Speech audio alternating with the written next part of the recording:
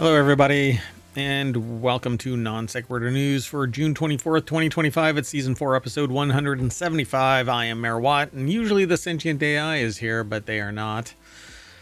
Quantum entanglement, timey stuff. But anyway, today we're going to be talking about T-Mobile satellite services, the Rubin Observatory, the OpenAI Device, museum exhibits on order, Weeknd cancels a stadium gig, what do sharks and alligators have in common?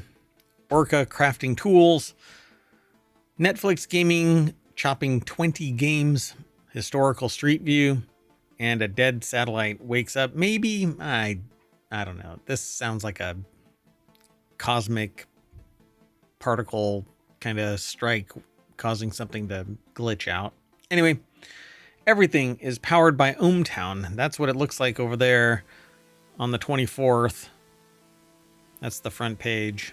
And that's just part of it. Go over and check it all out, and you can go back in time 4 years now. Wow, been doing this for 3.5 years. This is the 4th year, actually. Anyway, we'll be 4 years here at the beginning of 2020. January 1st, 2026 will be 4 years. So I hope that you go out and tell some friends that we are out there streaming and talking about the news, science, technology, and society. That's where ohmTown is sitting, in the crossroads of science, technology, and society. That's what we talk about. There's no noise over on ohmTown. We just source all of the material and put a small snippet. You'll see how it works on the other side of our intro.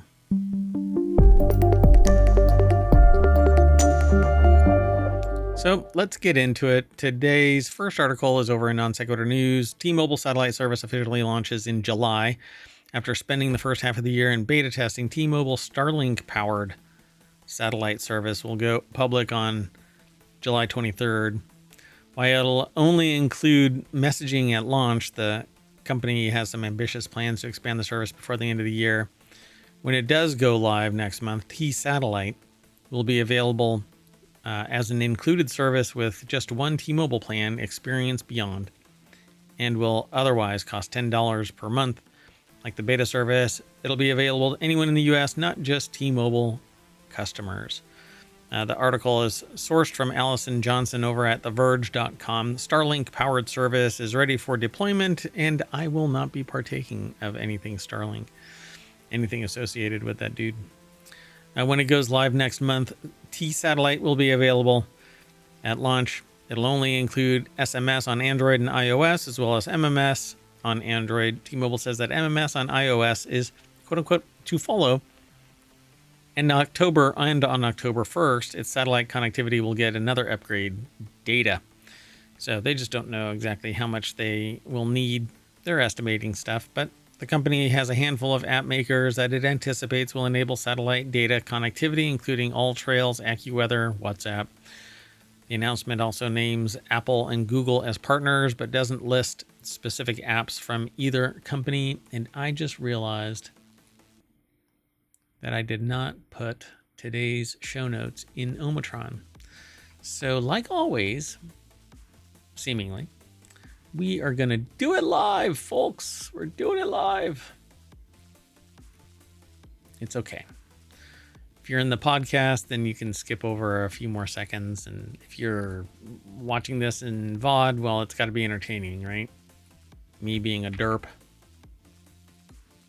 Anyway, so if you want today's show notes for the June 24th episode, hit !NSN, but this changes every episode, so you'll have to go over to YouTube and get the download. Go look at the show notes for this episode, because that's where it's put in kind of perpetuity. I'm actually purging all of the old live streams,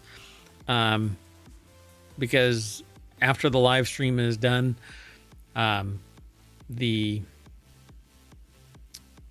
I upload the full recording again, because the live stream is kind of sequestered from the rest.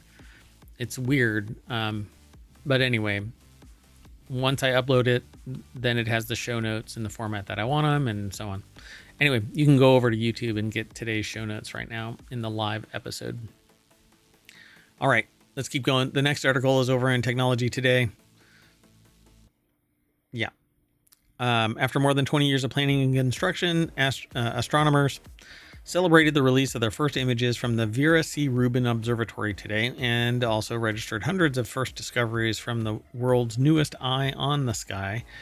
University of Washington astronomer Mario Jurek, a member of the Rubin team and director of UW's Dirac Institute, said that the discovery data for 2,104 previously undetected small bodies in the solar system were reported to the Minor Planet Center early today. Those small bodies include 2015 main belt asteroids, 9 trans-Neptunian objects, and 7 near-Earth objects. But don't worry, apparently none of that's going to crash into the Earth. Alan Boyle over at GeekWire.com put the article together. None of the NEOs, the near-Earth objects, are hitting the Earth anytime soon, but who knows?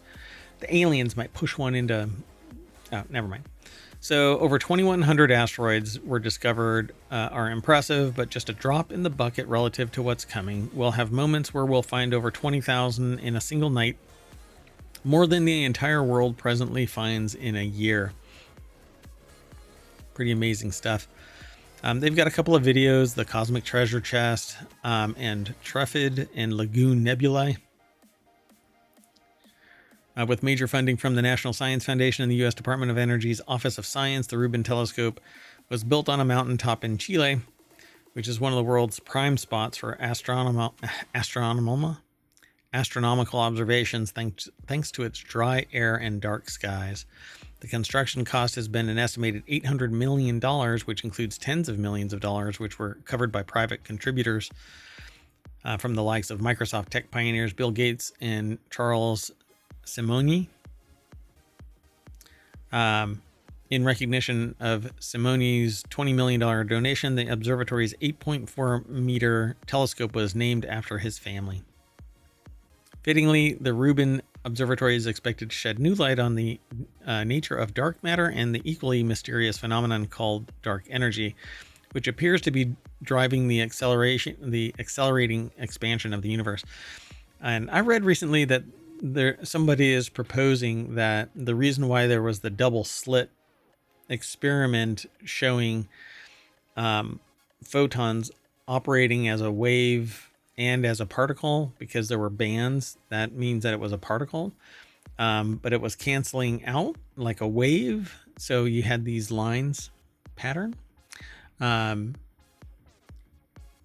read somewhere that they're proposing that it was actually dark energy that was the interfering element of it, not that it was photons interfering with each other, because regardless, it should have amplified everything. Like in bands, there should have been light at least hitting in between. But apparently that's not the case. Somebody is arguing that dark energy or dark matter is the black lines are actually dark matter. Anyway, it says it's very hard to predict how many they'll discover because they don't understand the population. It's only 2 objects, but by simply scaling arguments, we do expect 10, maybe 20, somewhere in there, so that we will be an extremely powerful solar system survey. They basically are looking at the interstellar objects like Oumuamua and Borisov, large, almost planetoid-like objects. I mean, they're asteroids, but they're quite large. All right, let's keep going. The next article is over in Non Sequitur News. The mysterious AI device from OpenAI and Johnny Ive is slowly coming into focus. They are developing a new AI-powered device. The mysterious device doesn't go in your ear, and it isn't wearable. The IO co-founder said in legal filings, OpenAI acquired IO for $6.5 billion last month. Thanks to new court documents, we now know more about the secretive OpenAI device that's working with Johnny Ive, the man behind the iPhone design. Tang Tan, the co-founder and hardware chief of Johnny Ive's IO, revealed new details about the AI-powered device in legal filings submitted for trademark lawsuit. They're trying to trademark the word IO, but I can tell you that I used IO in a business project 20 plus years ago and sold it to a person, a company, another company acquired it. So, I mean, the whole IO concept has been around for quite some time. But at any rate, this is all about, they said Tan scratched one of those off the list with his wearable remark in the trademark infringement lawsuit filed by IYO, a startup out of Google's Moonshot factory. It says X, but I don't know if that's what is that. I don't think they call it X, do they? Anyway, doesn't matter. The plaintiff is working on an earpiece that connects to other devices. Over the past month, IO's co-founder, Sam Altman, has dropped clues about the mystery hardware forum, made it clear that it's not a smartphone or smart glasses, and has described it as a companion. Altman told his brother, Jack Altman, on the Uncapped podcast last week that it should feel like a thing that helps you get done whatever you want to get done. It'll go beyond the constraints of computers and smartphones that aren't powered by AI. We don't quite have a word for it. My AI companion is the best that they can do right now. I've actually wanted a device, kind of like a communicator, where I can just tap it, tell it to do something, and it does it seamlessly without friction. But I have a hard time imagining that actually taking place. A lot of my other problem with all of this is that it's owned by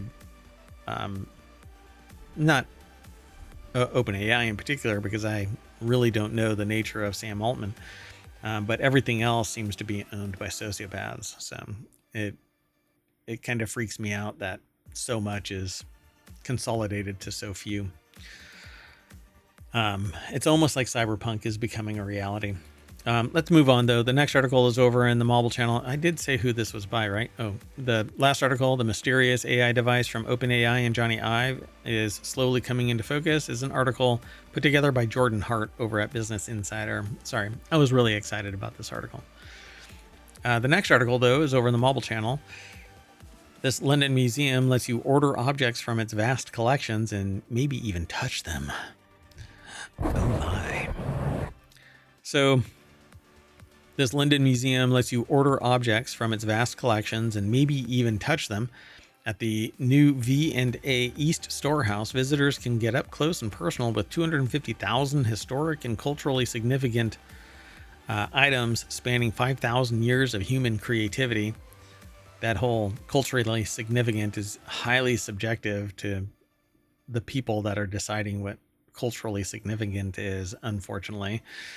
Sarah Kuda over at smithsonianmagazine.com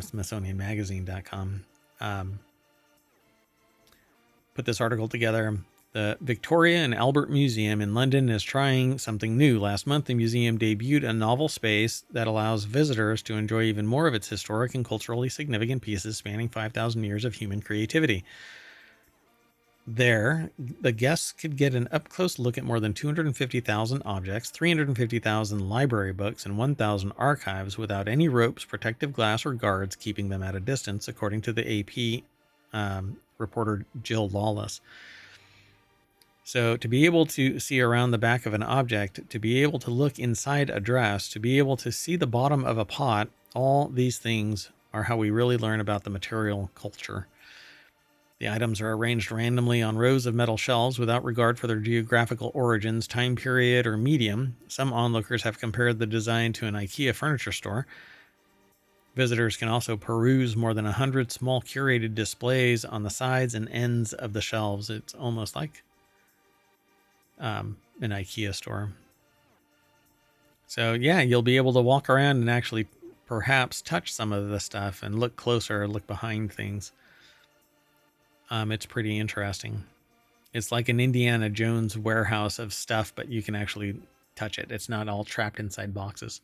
Pretty cool. Let's keep going. The next article is over in Rounders Gear. Weekend off, says the title. R&B star cancels 4th of July Las Vegas stadium gig.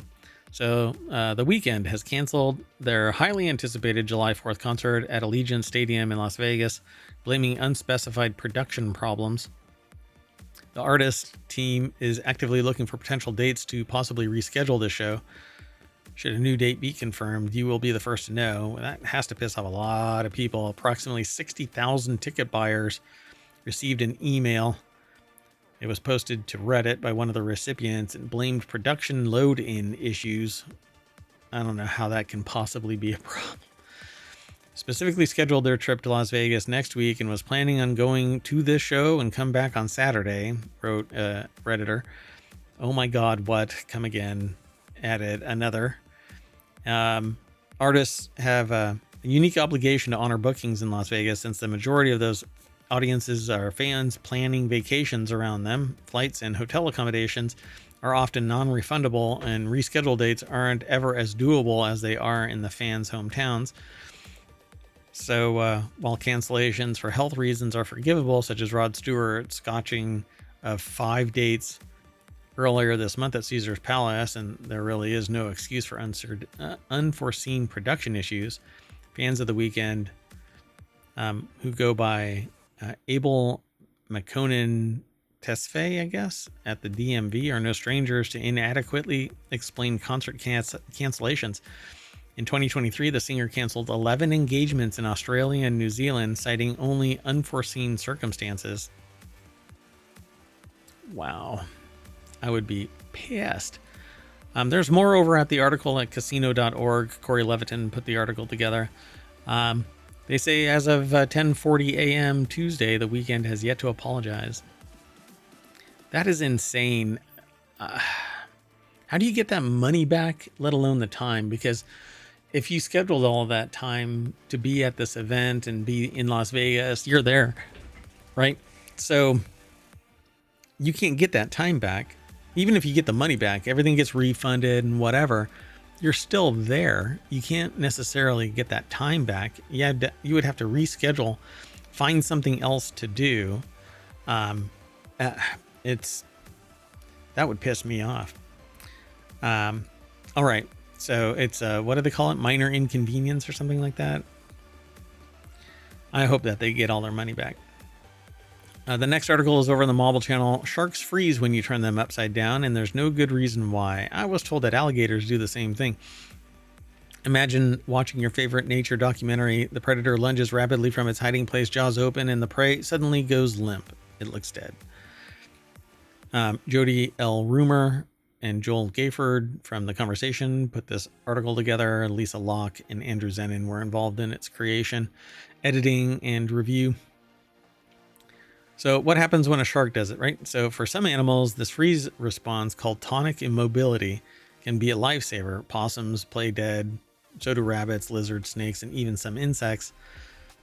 But what happens when a shark does it? In the recent study, they explored the strange behavior in sharks, rays, and other relatives.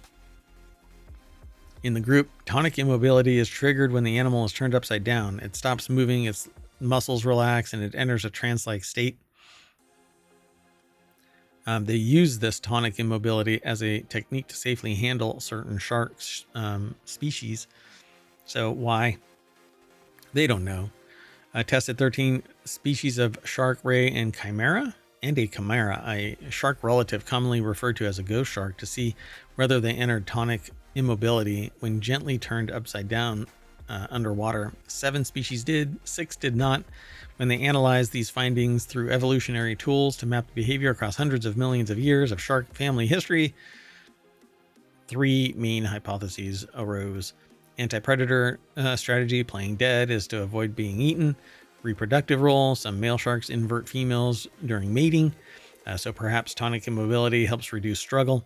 And sensory overload response, a kind of shutdown during extreme stimulation. So they don't have any support of any of the explanations. There's no strong evidence sharks benefit from freezing when attacked. In fact, modern predators such as Orca can use the response against sharks by flipping them over to immobilize them and then remove their nutrient-rich livers, a deadly exploit. Dun, dun, dun. That's a weird, very specific statement. Anyway, let's keep going. The next article is over on the Marble channel. Drone footage captured Orca crafting, kind of spinning off that last episode or that last article. Interesting. Drone footage captured Orca crafting tools out of kelp and using them for grooming. So the more we learn about Orca, the more, I don't know, orcas is the plural. I keep seeing it as orcas, but I thought orca was the plural, like fish, but orca aren't fish. Anyway, they're orca. Anyway, the more remarkable they are, apparently, the giant dolphins are the ocean's true apex predator, preying on great white sharks and other lesser predators. So Lisa Locke, let me zoom in a little bit on this. Bunk, bunk. So Vanessa Perotti from The Conversation put the article together. Lisa Locke and Andrew Zenin are involved in it.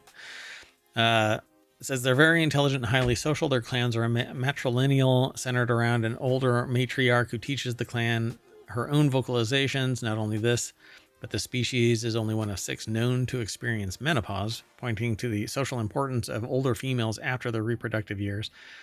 Different orca groups have fashion trends, such as a pod who returned to wearing salmon as a hat decades after it went out of vogue. But for all their intelligence, one thing has been less clear. Can orca actually make tools as humans, chimps, and other primates do? And in a recent study by the United States and British researchers, yes. They basically have used drones and watched pods in the Salish Sea, broke off ends of bull kelp stalks and rolled them between their bodies. This, the researchers say, is likely to be a grooming practice, the first tool-assisted grooming seen in marine animals. So why would orca make the tools? Well, for a purpose. To make the tool, orca use their teeth to grab a stalk by its kelp stipe, the long, narrow part near the seaweed's holdfast, where it tethers to the rock, and they use their teeth motion and their body and drag the kelp to break off a piece of its narrow stipe.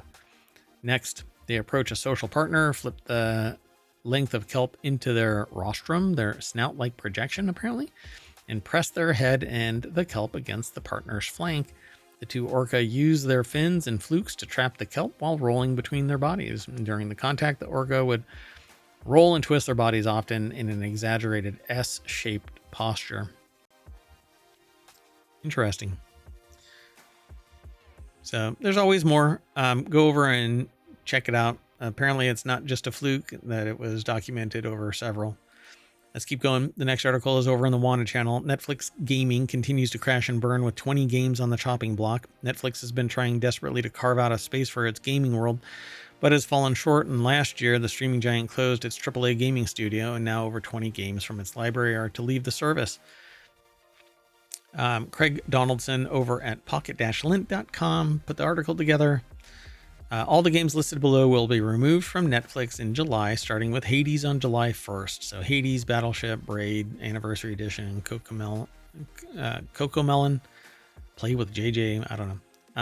Death's Door, Diner Out, etc. Lego Legacy, Heroes Unboxed, all of the Monument Valleys, Rainbow Six SMOL, SpongeBob Bubble Pop Fun, Ted Tumbleweeds, The Case of the Golden Idol and The Rise of the Golden Idol, and Vineyard Valley. Yeah. So it's retracting because people aren't finding it entertaining enough. Let's keep going though, and we tend to we rotate the dial and move on to other games, newer games. I'm actually waiting for VRider SBK to drop over on Steam, maybe today. Let me refresh real quick and see if it did. Yeah, it just did at 1 o'clock. Nice. It's $30. Let's add that to cart. All right. Well, anyway, from today, when you load up Google Earth, you'll see historical street view.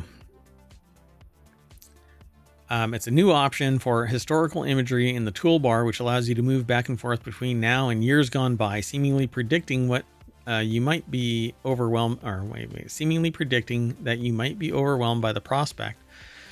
There's some tools here for you to navigate year after year after year of the changes that you might see. A new AI feature, new AI features are also coming for professional users. Matt Tate over at Engadget.com put the article together. So So Google offers some suggestions. You might want to look at a time lapse of Berlin between 1943 and the modern day, in which time the Berlin Wall was built and fell before the city underwent huge urban transformation. You could also observe the rapid expansion of Las Vegas since the 1980s, or how Houston's NRG Stadium was built on top of what was just farmland back in 1944. Some maps users have also used the historical view to look up, say, pictures of their homes from years gone by, occasionally finding imagery of lost loved ones in the process. So Google Earth launched in 2005, and according to Google, was downloaded 100 million times in its first week. It's had a number of major updates over the years and added features like searchable wallpapers and now 3D time-lapse and time-lapse. You can look back at the historical record. And our last article is over in Wanted. It's one of our weekend shows. NASA's satellite that's been dead for 57 years sends mysterious signal to Earth. It lasted less than 30 nanoseconds, which is why I say I think something just cosmic ray hit it. But Passant Rabi over at Gizmodo.com put the article together. On June 13th, 2024, astronomers at the Australian Square Kilometre Array Pathfinder picked up a mysterious fast radio burst that lasted for less than 30 nanoseconds. They got all excited and thinking that they may have discovered a new pulsar or something, but it was an incredibly powerful radio pulse that vastly outshone everything else in the sky for a very short amount of time. The scientists originally assumed that the signal came from a distant object, but it was revealed that the long-dead Relay 2 was in fact the culprit behind the mysterious pulse, according to a paper in the preprint server archive, ARXIV. Fast radio bursts are brief, powerful pulses of radio waves that usually come from deep space and only last a few milliseconds, and despite it being short-lived, FRBs can release as much energy in that brief window of time to outshine an entire galaxy, according to NASA. So it's an increasing number of defunct satellites that zip around in space producing all kinds of weird beeps and bloops. It'll become harder for scientists to distinguish whether it's Cosmos talking or just some piece of malfunctioning hardware. And more of it is going to be malfunctioning hardware, like me. So I'm going to bring us back to the front page of ohmTown.com, where you should go sign up, sign in, and parse the news. You can submit it once you are a citizen of ohmTown. There's going to be another icon right there, and you can submit news to the mayor and to AI. And the Sentient AI will be back eventually. They're just on location doing their Sentient AI duties. You know how it is. Anyway, we'll be back to do the June 25th and 26th episodes of Non Sequitur News as we exit the time machine and start it back up. So see you in a little bit. Bye-bye.